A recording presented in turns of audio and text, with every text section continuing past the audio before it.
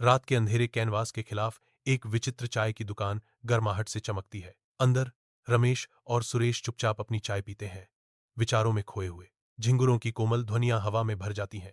एक शांतिपूर्ण पृष्ठभूमि केतली से भाप उठती है। उसकी सीटी एक आरामदायक धुन है। रात गहरी होती है। चाय की दुकान को अपनी शांत गोद में लपेट लेती है।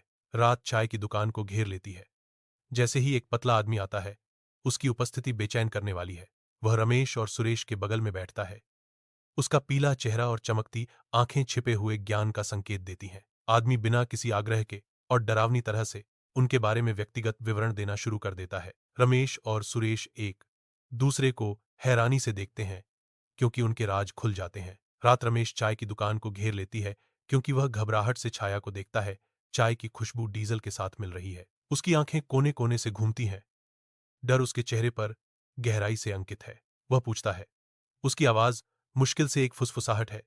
आप उन्हें कैसे जानते हैं? एक रहस्यमय आकृति छाया से आगे बढ़ती है, जो मंद प्रकाश से प्रकाशित होती है। मेरा नाम श्यामू है, वह जवाब देता है।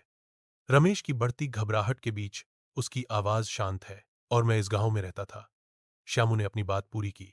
उसकी आंखों में पुरानी यादों की झलक थी। सूर्य की कोमल गोद में रमेश और सुरेश शांत गांव में आते हैं।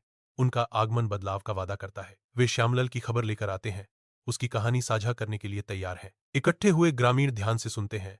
रमेश के बोलते समय उनके चेहरे उत्सुकता से भर जाते हैं। भी से एक गंभीर कोरस उठता है। ग्रामीण घोषणा करते हैं। श्यामलाल की मृत्यु 1 साल पहले हुई थी। रमेश और सुरेश उलझन भरी निगाहों से एक दूसरे को देखते हैं। उनका मिशन अचानक रहस्य में घिर जाता है। गांव शांत खड़ा है, अपनी प्राचीन पेड़ों की जड़ों जितना गहरा रहस्य रखता है। रात की धुंधली रोशनी में रमेश और सुरेश एक अजनबी के साथ चाय पीते हैं।